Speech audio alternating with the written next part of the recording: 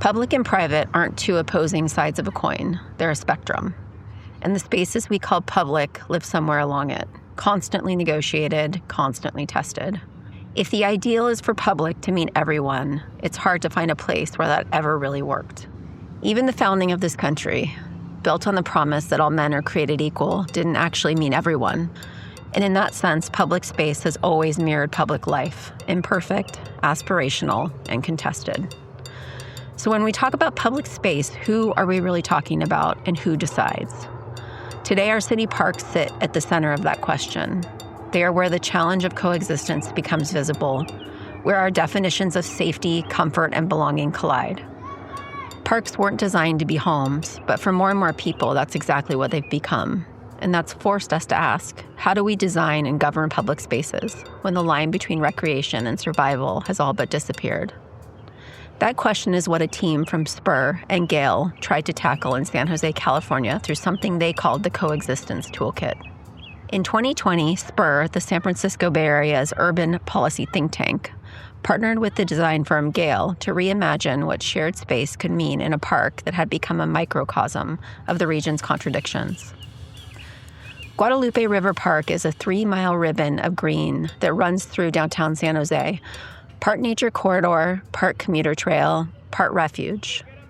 It's used daily by runners, cyclists, families, and by hundreds of people without homes. For years, city surveys showed most residents didn't feel safe there. Many of those concerns were about the presence of encampments.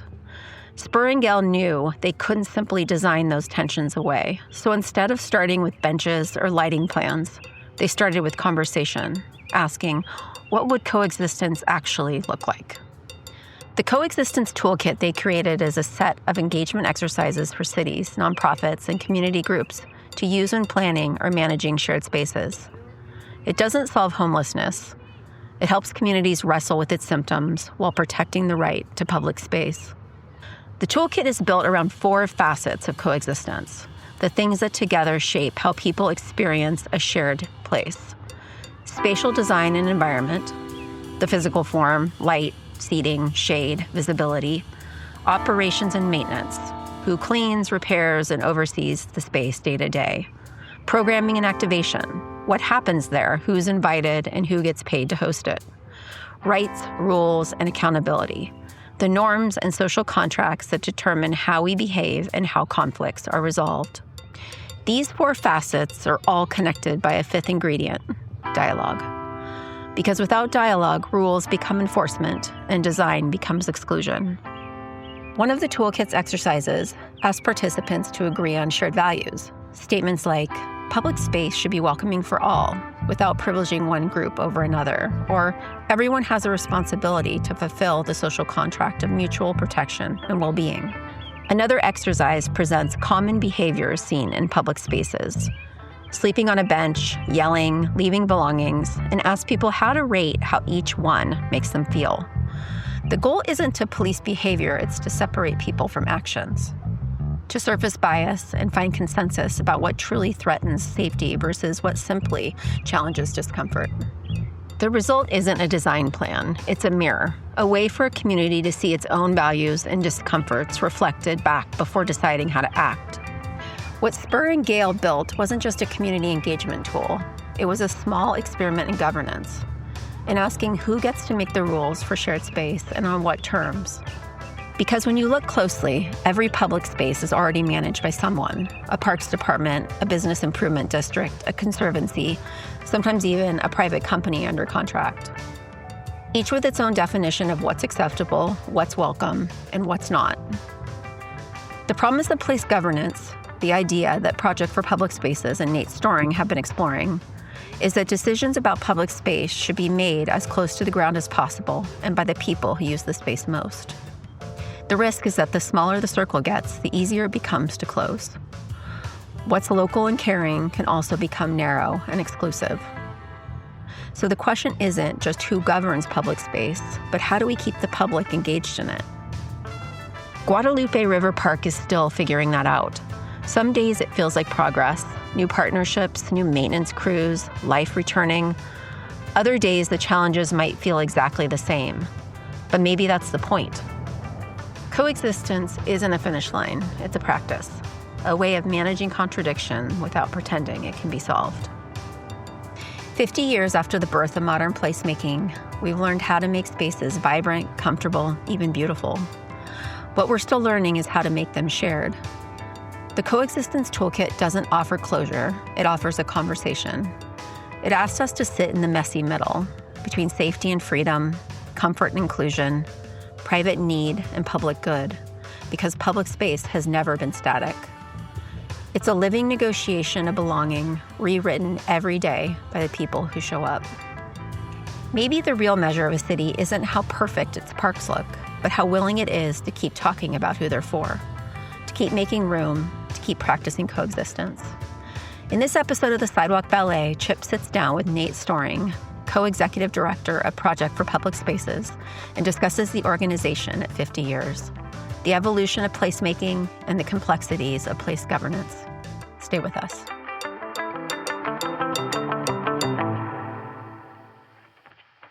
The Sidewalk Ballet is presented by Big Creative Consulting, helping you to strengthen community through culture and place. Big Creative Consulting works with organizations on strategic planning, transition and change management, community engagement, and event strategy and implementation. Join the Big Creative conversation by going to bigcreativeconsulting.com. Additional support for the Sidewalk Ballet comes from This Must Be the Place, a bi-monthly newsletter sharing opportunities for placemaking professionals. Opportunities can include, but aren't limited to, jobs, internships, fellowships, calls for art and publication, and grants. The hope is that it helps everyone from students to emerging and mid-career professionals, as well as experienced leaders, to connect with others, strengthen relationships, and further legitimize the field of placemaking. To subscribe, visit thismustbe.org. 50 years ago, Project for Public Spaces was founded on a simple but radical idea that places between buildings matter just as much as the buildings themselves, that cities should be designed around people, their rhythms, their habits, their joy. Half a century later, that idea shaped how communities all over the world think about streets, parks, and plaza. But as we reach this milestone, the questions are shifting, from how we make public spaces to who gets to decide what they become, from creating great public spaces to governing shared ones. At the center of that conversation is Nate Storring, co-executive director of Project for Public Spaces. Nate has helped PPS into its next chapter, one that grapples with equity, belonging, and the future of the public realm itself. We talked just days after the passing of PPS co-founder Kathleen Madden, a pioneer who dedicated her life to helping communities see potential of their own public spaces. It felt like the right moment to look back on where this movement began and to ask what placemaking means now in a world still learning how to live together. Here's my conversation with Nate Storring. Thanks so much for having me on the show. So I feel like we could do probably 6 episodes and just scratch the surface of things I want to talk to you about. But let's start 50 years ago. You are the co-director of Project for Public Spaces, which is celebrating a pretty significant milestone this year in its 50th anniversary. So tell me, when you look back in the work you're doing today with Project for Public Spaces, what stands out about the original mission? Yeah, great question. So Project for Public Spaces, we were founded back in 1975 by Fred Kent, Kathy Madden, and Steve Davies, really with this idea of trying to better understand how public spaces work. That's where we were as a field back then. And there was this pioneering researcher named William H. White, who was a mentor directly to Fred Kent and then an ongoing advisor to the organization. But really, he pioneered all these new ways for observing public spaces, both in New York and beyond, using video cameras and time-lapse photography and all this sort of stuff to really just dig into why do some public spaces attract lots of people and why do some not attract any of them, especially when we're doing things like giving developers density bonuses to build public spaces. How do we know that those bonuses are really serving the public good, right? How can we put guardrails on those types of benefits? So that was the original sort of seed of the idea, and Project for Public Spaces was started to continue that research that had been started by William H. White and also put it into practice. So he had done some work that was really about trying to bake these types of observations into the city plan for New York. But what Project for Public Spaces started to do was actually work on specific public spaces, like Bryant Park is an early example of that. Some streets in New York that you might be familiar with, like Fifth Avenue, were early projects of Project for Public Spaces. And so over the years, how that's evolved was, we really were kind of the experts coming in and doing an observation of your public space and recommending how you can make it more people-friendly, more attractive. And what we realized was a lot of those tools can be taught to anyone, right? And also people who spend time in those public spaces or who are just in the community have their own insights and perspectives on those spaces that are really valuable in trying to create those well-used, well-loved public spaces. So what we evolved into in the early 90s was more of a community engagement-focused organization that was really about trying to show the general public how to observe public spaces themselves, and invite them into the process. So rather than us coming and watching your public space for a while and telling you what to do, we invite people from all different disciplines, from different perspectives, ordinary residents who just use a space every day into the process to observe it themselves, come up with their own ideas for improvement and help them make it happen. So that's a lot of how we work today. We work on the ground in public spaces around North America, and we also help other people who are doing this type of work around the world, working with communities to improve public spaces. And we call that process placemaking. That's our sort of shorthand for talking about this community engaged process of observation, experimentation, and care. So placemaking has evolved quite a bit from 1975. And I think one of the things that's important to remember in this context is, like, those of us who have been to New York City, have spent time in New York City of late, the places you mentioned are very different than the New York of 1975. And so the context that Holly White and Fred and the gang were working on in the 1970s was very different. I do think there's an important context to understand, like, the environment they were working in terms of trying to understand public space in a time where we were coming out of a lot of disinvestment from cities. We were looking at high crime rates in New York. We were looking at a lot of different factors that may still be the case in a lot of communities today that are trying to understand place. Talk about the evolution, given the context of, the last 50 years, there's been a lot of changes to cities, to public space. You kind of started talking about sort of co-creating and creating some tools for other people to engage in placemaking in their place. This started out as, how do we create good places? And now has evolved in a lot of ways to how do we engage people in their place? Talk about that evolution over the last 5 decades.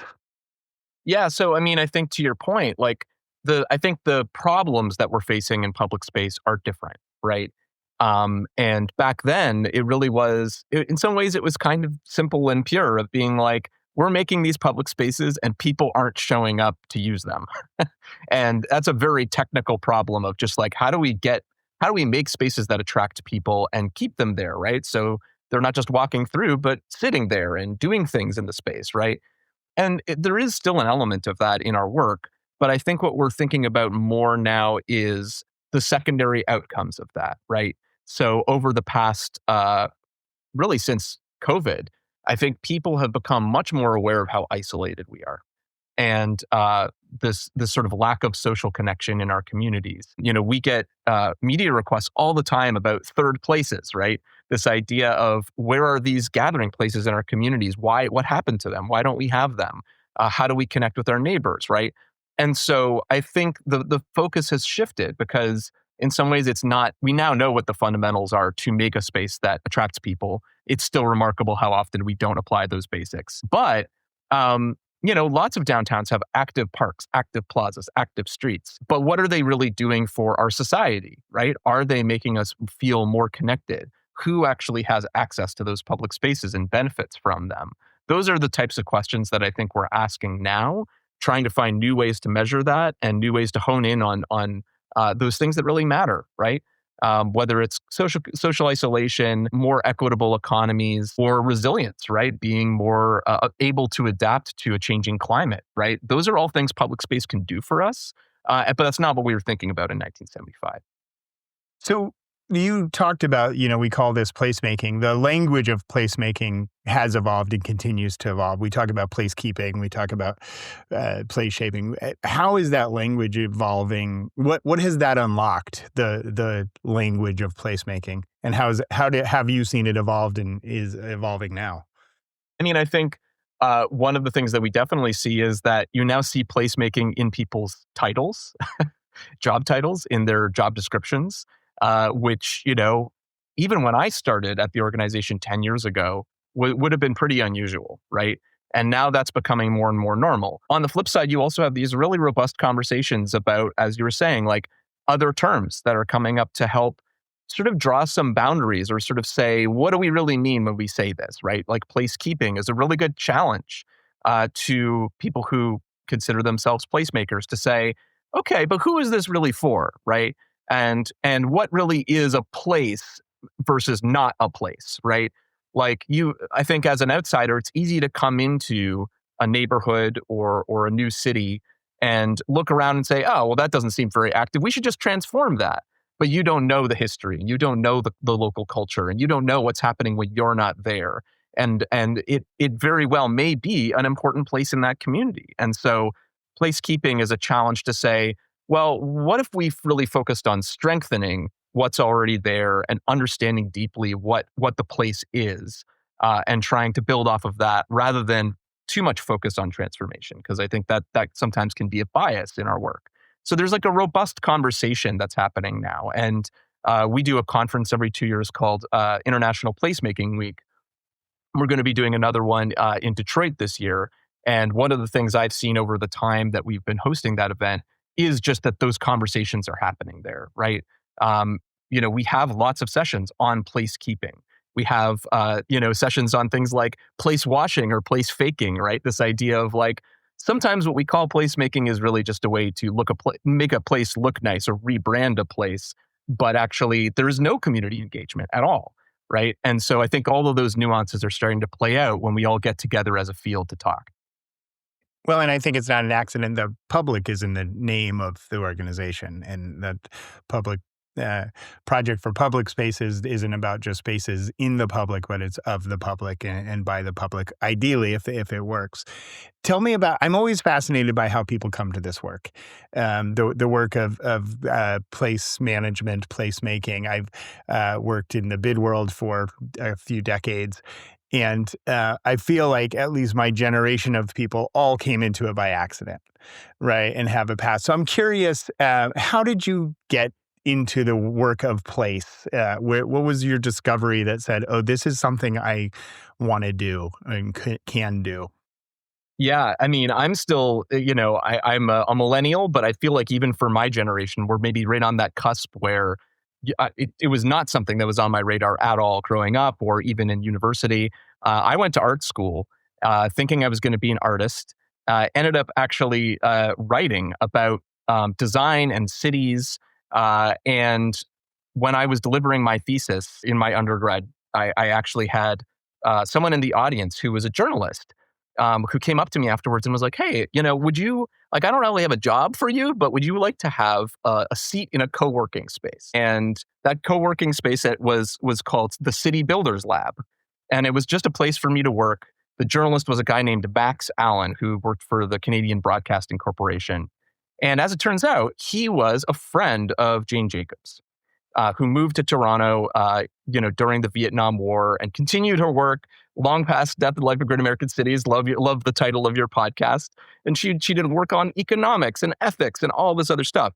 And she built a community in Toronto as well. And so Max Allen sort of ended up being kind of a mentor to me. He introduced me to a few other people who also knew Jane Jacobs and kind of carried on the spirit of her work in various ways. One was a nonprofit leader named Mary Rowe, who's incredible, continues to do great work with the Canadian Urban Institute now. A developer named Margie Zeidler. And all three of them just taught me so much about cities. And they were kind of the way that I really got into this work, was this kind of second education on Jane Jacobs and cities and community engaged, approaches to design and planning. And I ended up curating a gallery in in Toronto called Urban Space Gallery that was all about contemporary issues in the city. And from there, a lot of my work afterward has been working with cultural institutions and other nonprofits at that intersection of the public and urban design or urban planning, and trying to just bridge that gap that still exists so much in our cities. So I ended up at Project for Public Spaces more on the communications and research side. And over the last 10 years, have really just touched every part of the organization, worked on our projects, our events, and our trainings, and so on. So that was sort of my path in, was really more from the storytelling part of it, of how do we get people to understand and care about these issues. I want to get back to your writing. The storytelling is such an important part of placemaking, right? And how we tell stories, both about place, but in place, and how a place tells a story is so key to a successful identity for a place. I do want to get into your writing because I want to talk. You've got an extraordinary book, Hyperlocal, that's a couple of years old now, that I want to talk to you about. But tell me a little bit about coming to Project for Public Spaces. You came at sort of a transitionary period, both in terms of global expansion, internal transition. How is that for you coming into this very important and with a lot of history and a lot of momentum, coming in as the new guy in that moment? What was that like for you? I mean, it was a huge amount of learning. I mean, for me, all of my work up to that point, I graduated soon after the recession. I had mostly done contract work. I was working multiple jobs at once, working from home mostly, and coming in here and there. So this was my first office job, really. And so a lot of it was just like getting to know all the different people, the wide range of work we did at that point, because, we work in every different kind of public space. We work across North America. And we do everything from on-the-ground projects to like trainings and all of this other work. So it was just like a lot to kind of get wrapped your arms around. And I learned a lot just actually like being in the room for those community engagement sessions or for a training, and really seeing the cogs turn, right, and things click for people. So that was a lot of it. And I think the biggest shift over the course of that time that I've seen, I think, is really doubling down on our role as a convener, right? So the year after I started, we held our first Placemaking Week conference in Vancouver, and that was sort of building off of something that had been brewing for a little while. We had something called the Placemaking Leadership Council before I started, and other things like that. That was really recognizing that this is a growing field. There is this group of people who call themselves placemakers, and how do we support them? And since then, I think that's only grown, like getting more and more consistent about our conferences. We shifted our training online, which meant that year to year, we went from serving 30 people to I think we had about 150 people this year.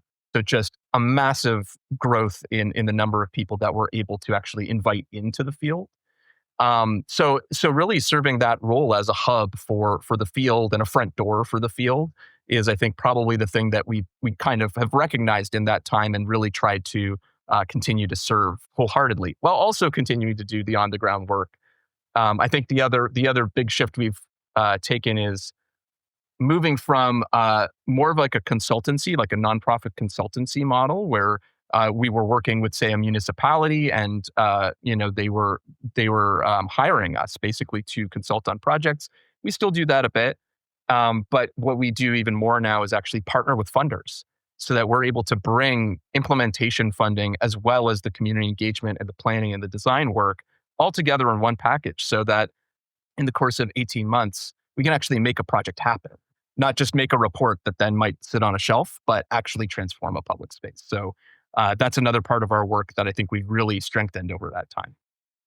I feel like another transition and another shift that has happened in your time has been a little bit of a move from making places to governing places, and the governance of placing, and getting back to your work as a writer.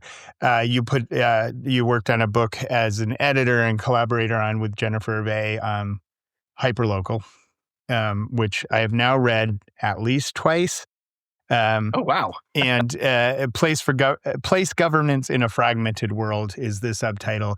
I think one of the things that you wrote in here, and I'm going to paraphrase, but it was an idea that struck me here, and kind of paraphrasing what you said in here is place government is really complicated. Is that correct? Did I get that right? Yes. It's very complex. Absolutely. So how do you define place governance? So I think the easiest way to think about it is, all right, you're walking down the street and you see a plaza. Who decides what happens in that plaza, right? And to your point, the answer to that question is usually way more complicated than you'd think, right? It's not just the mayor. It's not even just city council. It's usually a combination of, multiple public agencies, sometimes a nonprofit organization, sometimes multiple nonprofit organizations. They all have their own boards where they have to deal with private property owners, right? And so on. And if they're really doing their work well, they're probably also engaging the broader community in some way. So that's place governance, right? It's that question of how you make decisions about places, and particularly public places, because they're where there is the most complexity, right? If you own a building, you have a lot more control. If you're talking about places where people come and go from the general public and it's free and open, that's always more complicated. So the thing that's shifted, I guess, over the past half century is that we have more and more nonprofit organizations that are involved in that process of decision making. So, of course, business improvement districts, parks conservancies, sort of more grassroots community organizations. You have redevelopment authorities, right? Quasi-governmental organizations of all different kinds, right? They're all involved in this process. And you can kind of think of them as like an ecosystem, right? That are all interlocked. They all have relationships with each other. That's what makes them so complex. I think the problem is that when we think about the role of government, the public sector, I don't think that most city governments, state governments really have any idea the extent of like those organizations, what their geography is, how they overlap. Like there's no sort of central depository where you're like, oh yeah, if we look at this park, here are all the people involved, right? All the organizations involved. And because of that, it's actually very hard to regulate and hard to understand whether the outcomes are the outcomes that we want. And sometimes they are, and many of those organizations are doing amazing work. Other times there may be things that are happening below the surface that are just flying under the radar that maybe we don't want. And finally, in many, many neighborhoods, there aren't those organizations, right? They tend to be more common in downtowns, more affluent neighborhoods. And so if we're really relying on this ecosystem, what about the places that don't have access to it? How do we broaden that access? So that was a lot, but that's kind of what this book is all about. Well, and I think you talk about, I think that's a really interesting point about, how do we create access for places that don't have funding sources, essentially, right? And support and power structures to do the work of place governance in a place. And I think a lot of the tension is this idea of the title of your book, hyperlocal. How are we able to make smaller organizations that are more connected to place to govern them, but without excluding the places that don't have the resources? I think a lot of the challenge comes back to property ownership, obviously, and the sort of maybe outsized weight of what we call the ratepayers, right? Because most of these public space improvements or public space management or governance is kind of funded not by public funds, but quasi-public funds, where there's an allegiance to those who are paying those funds to have a heavier hand in the governance of it. So how do there's sort of the localizing or hyper-localizing governance in some ways can create more exclusion. Talk to me about that paradox, because I think, like, what is the promise and peril of hyper-localism? So yeah, I kind of went into the problems, but there are benefits, right? And I think the biggest benefit is that when you have an organization like this, I think of it almost like parenting, right? Like the place has a parent. It's an organization that's responsible for the care of that place, right? Just day-to-day maintenance, regular improvements, but then also the nurturing of that place, the ongoing development of it, so that it continues to work even better and serve the community even better. It's very hard, frankly, for public agencies that are responsible for the whole city, right? Um, to give that level of attention to one specific place. And so I think that that's the benefit, I think, of having an organization that has a very specific, narrow mission focused on a place. But to your point, the funding is the problem. The money, right? How do you make the money work is the challenge. And the most common types of these organizations that we found in this book are homeowners associations, which are huge. I think the biggest and fastest growing type of organization like this. And of course, they're funded by homeowners. And business improvement districts, which have the power to levy an additional property tax or sales tax on the folks in their, or I should say, the commercial property owners in their district, right? Right. Both examples of private investment. Right.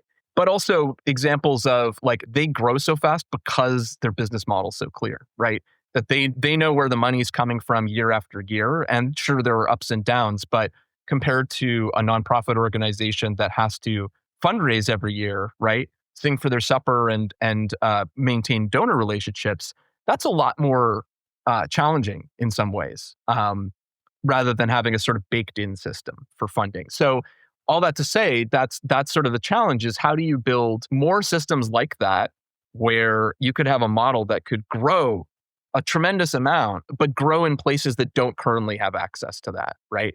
Some promising examples that you do see out there. I think there's been a lot of talk these days about like land trusts, right? As sort of an alternative model for this that can be more grassroots. You also are seeing some things like co-ownership models. So for example, if you have a piece of real estate in a neighborhood that maybe doesn't have a lot of resources, you may still actually be able to have a co-ownership model of that space. I'm thinking like an old mall or an old strip mall, right? Those types of things that could be serving community benefits, right?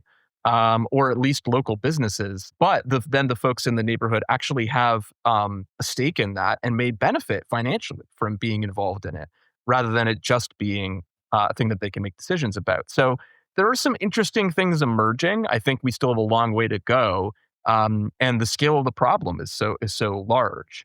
But I do think that this is kind of one of the things that I feel like has been overlooked in this conversation is we often talk about this evolution in terms of privatization, right?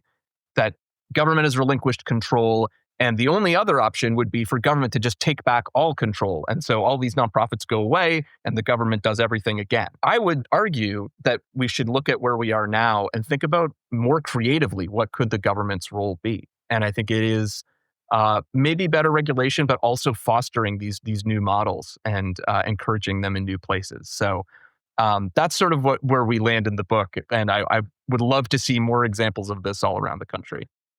Yeah, I think there's some great case studies, and I do think kind of we are at a moment of kind of understanding and reckoning of where ownership exists in place, and especially in public spaces and public places. I'm curious and excited to see where it goes, because I think there are a lot of smart people exploring it, yourself included. And you mentioned a while ago talking about like the challenges that public space is facing today in terms of community ownership being one of them, but also climate adaptation, the digital commons. Where do you see the next frontiers for placemaking, place governance? What's the next chapter look like in your mind? Or another way to put it, like when we're celebrating Project for Public Space's 60th, what are we talking about? Yeah, I mean, I do think that this issue of social isolation is enormous because I think it actually has so many different impacts on us as humans, right? I mean, there's that basic personal level of just like feeling lonely is bad for us, right? It's bad for our health. And as you get older, especially if you're isolated, you're more likely to be in danger when there is a heat wave, right? Or to, if you have a medical problem, not get the help you need in a timely fashion, right?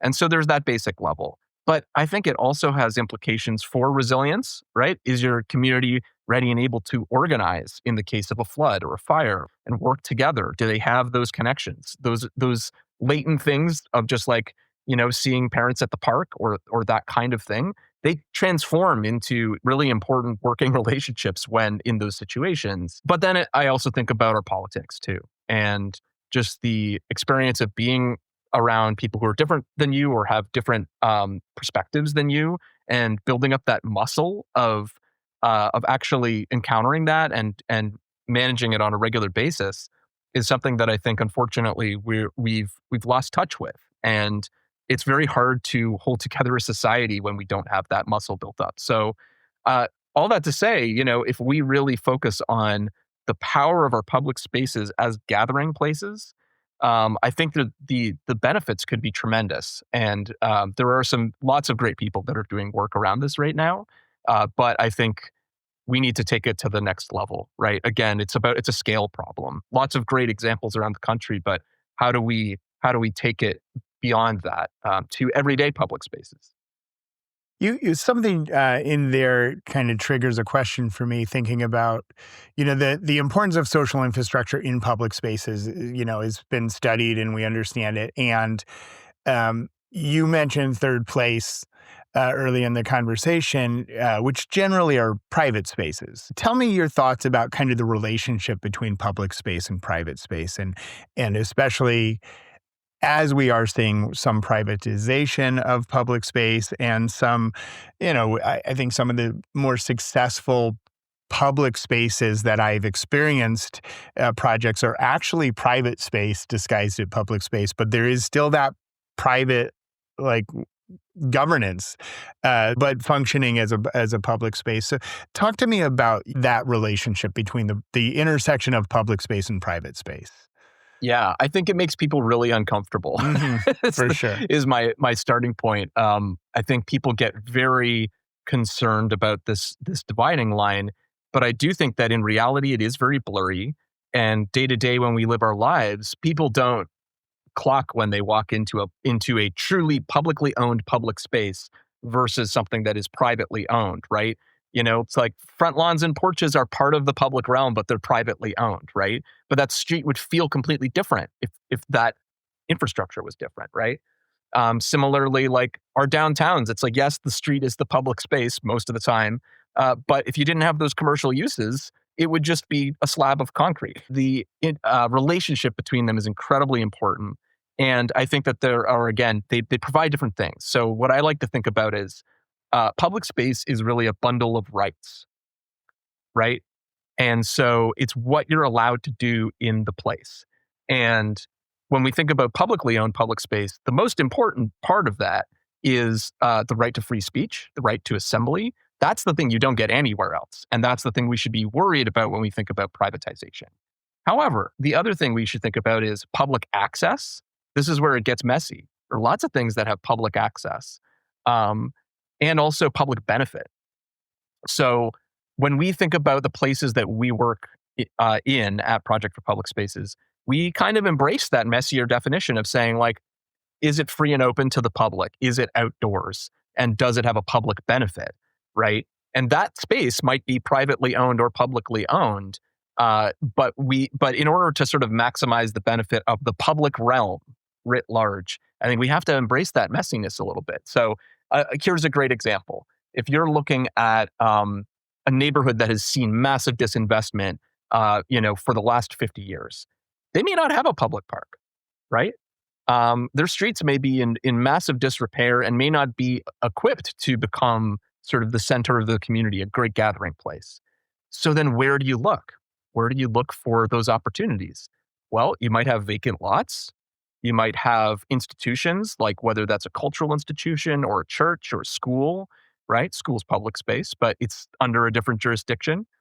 Or you might have some commercial activity, right? Those become your anchors, and you have to deal with the messiness of ownership and governance of those spaces.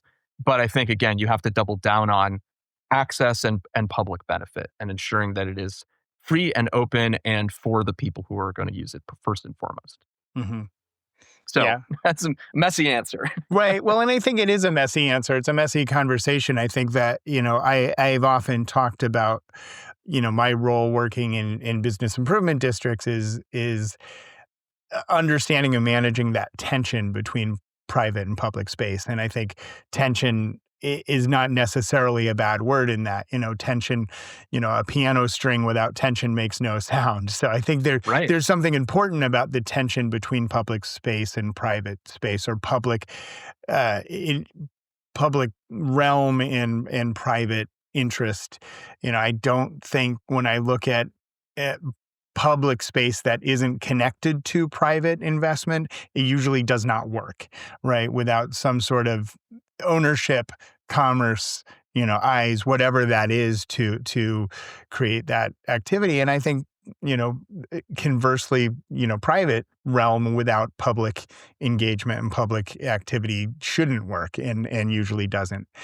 So I do think there is that tension, and it's a complicated tension. And as what we think about as being public changes and what we think about as being private changes, we're not talking about private space in terms of the mom and pop, but we're talking about like a lot of control and influence over what the private space is. So I think that's part of the tension to be aware of. So there's a lot to unpack there. Totally. I mean, I think, going all the way back to the beginning of our conversation, when Holly White started this research about how public spaces work, he was focusing on privately owned plazas, Correct. right? Yeah.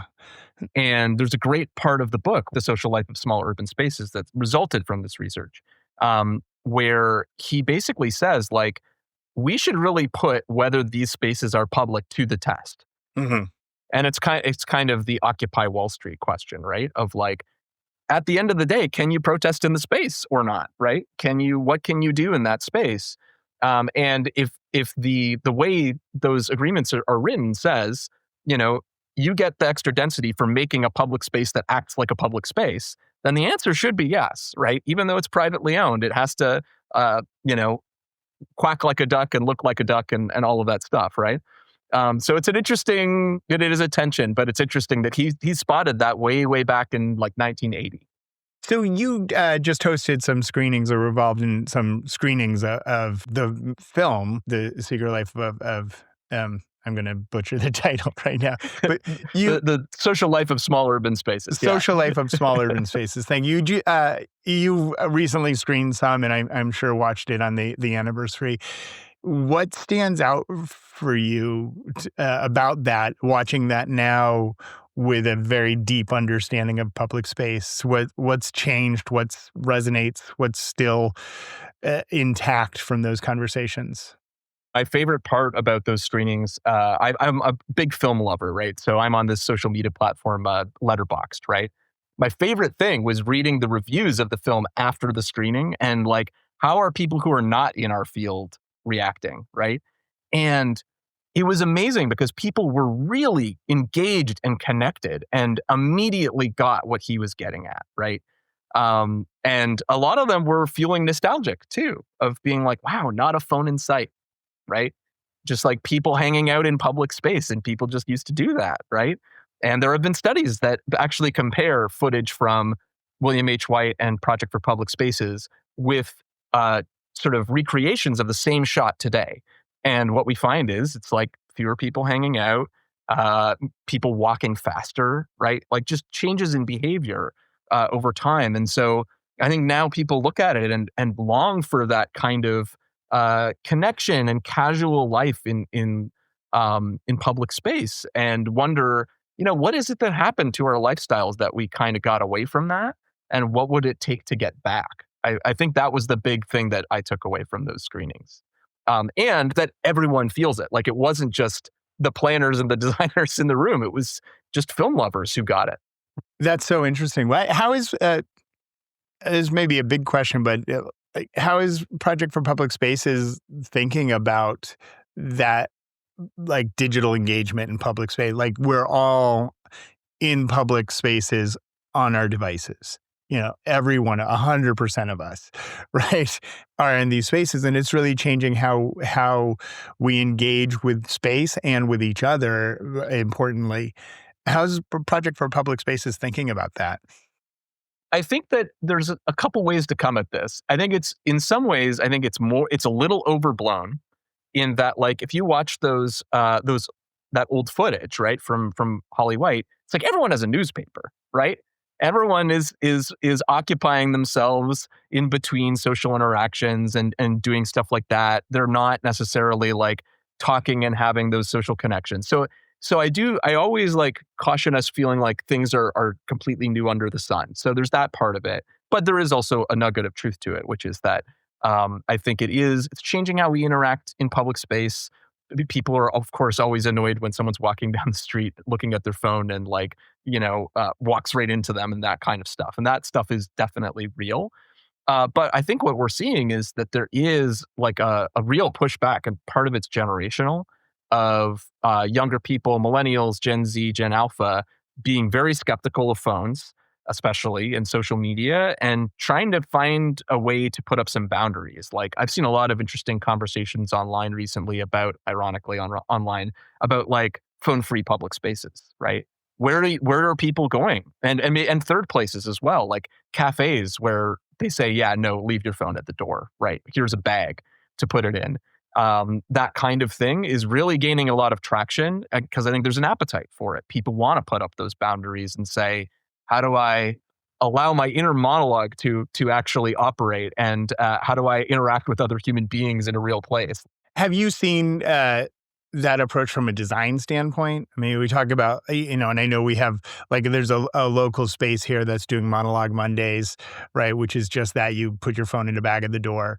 A lot of programmatic and policy decisions or interventions. But have you seen anything on a design standpoint from a public space perspective that is discouraging? It's a good question. I mean, I think it is a governance thing primarily, right? Coming back to place governance, it's like, what are you allowed to do there, and what are you encouraged to do there or not? But I do think, like, with a lot of these sort of what you might call antisocial behaviors, and I don't know why we don't talk about that kind of phone use as an antisocial behavior, because it kind of is.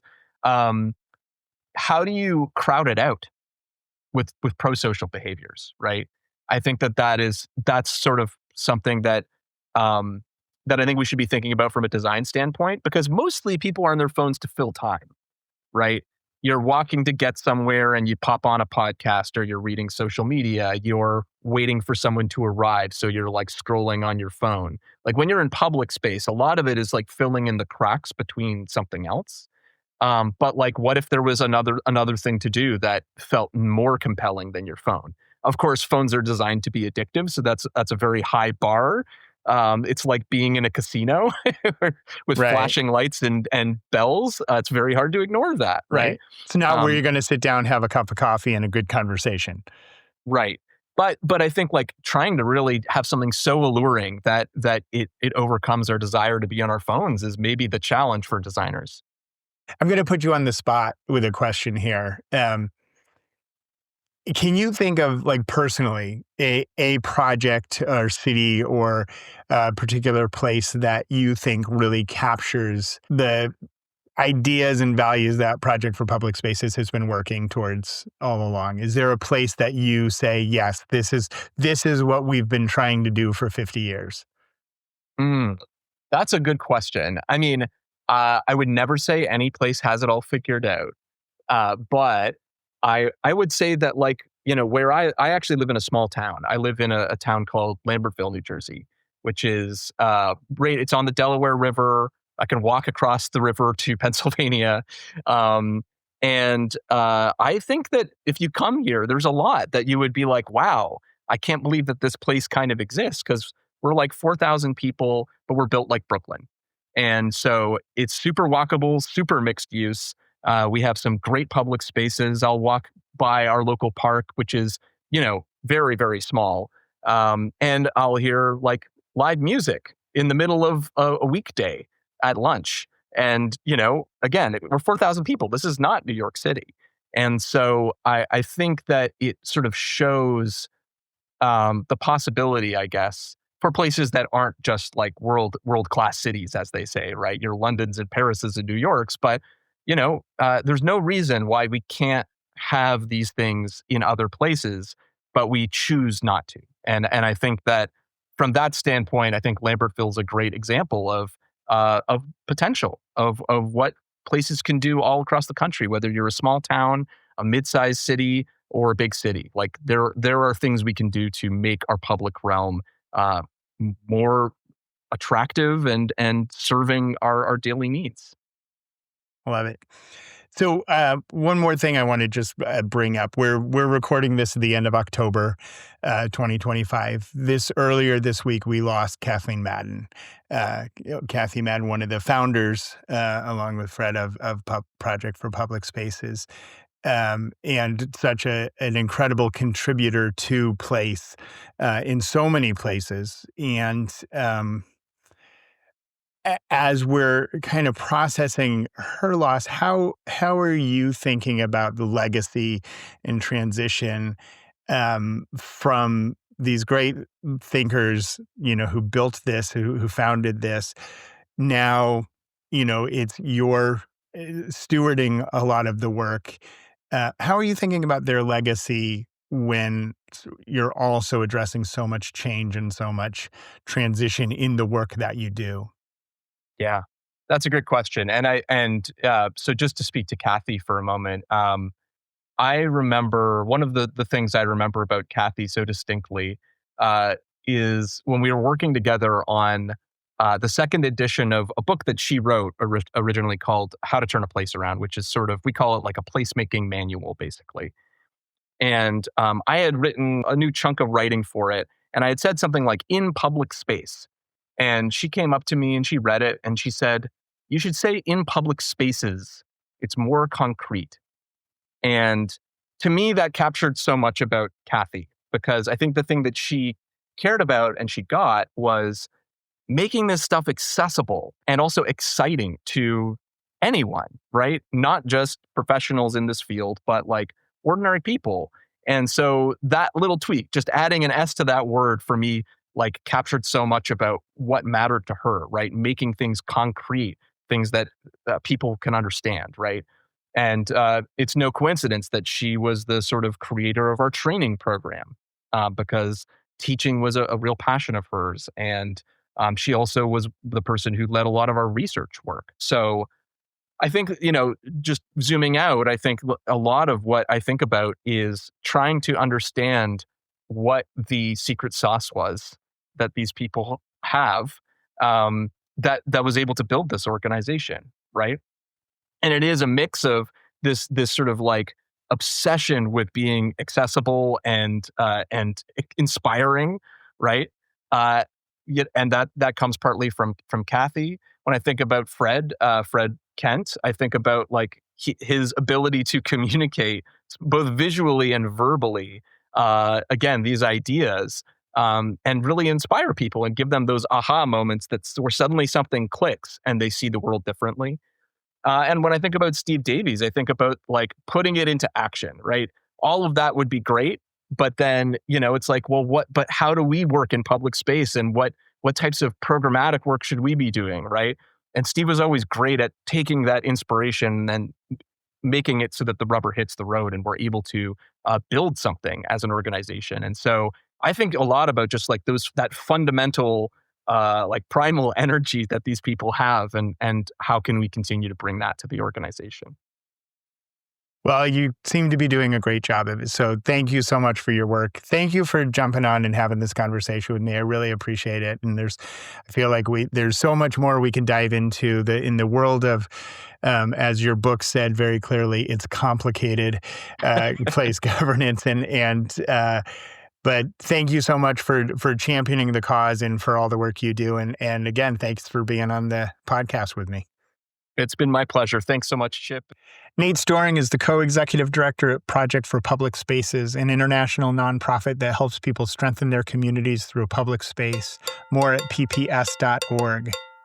He's also the co-editor of 2 published books, Hyperlocal, Place Governance in a Fragmented World, which explores the role of place-based organizations in dismantling and reinforcing urban inequality, and Vital Little Plans, the short works of Jane Jacobs, which collects for the first time a career-spanning selection of articles, essays, and speeches by one of the most influential urbanists of the 20th century. To learn more about the Coexistence Toolkit, developed by Spur and Gale, search Coexistence Toolkit at spur.org, or find the link and links to other projects and organizations mentioned in this episode in the show notes, or at sidewalkballet.com. 50 years ago, Project for Public Spaces grew out of the work of William H. White, a man who spent his days standing in city plazas with a notebook, a stopwatch, and some cameras, just watching how people moved and gathered. He noticed the small things, where people paused, where they didn't, and he proved that design isn't what makes public space public. People do. Fred Kent took that insight and turned it into a movement. Kathy Madden gave it structure, training thousands of communities around the world to see their streets, squares, and parks as living rooms instead of leftovers. Together, they changed how cities think about the life that happens between the buildings. And now, a new generation, people like Nate, are asking the question, if we've learned how to make places for people, how do we build systems that are by people? How do we govern the commons in a way that keeps the public truly public? Because the experiment that White began with a notebook on a plaza is still going. Every time we decide who belongs in a park, and every time we negotiate what shared really means, we're still writing the story of public space. And it's still a work in progress. Sidewalk Ballet is presented by Big Creative Consulting, strengthening communities through culture and place. Learn more at bigcreativeconsulting.com. Also by This Must Be the Place, a bi-monthly newsletter connecting placemaking professionals to opportunities. Learn more at thismustbe.org. Contributors include Abra Allen and myself, engineering and editing by Ryan Musante. Our theme music was composed by the Pico Projects. If this conversation resonated, please share it with someone who's doing the work of keeping their community whole, and join the conversation on our Discord server, also linked at sidewalkballet.com. I'm Chip. Thanks for joining me on this block of the Sidewalk Ballet. I'll see you downtown.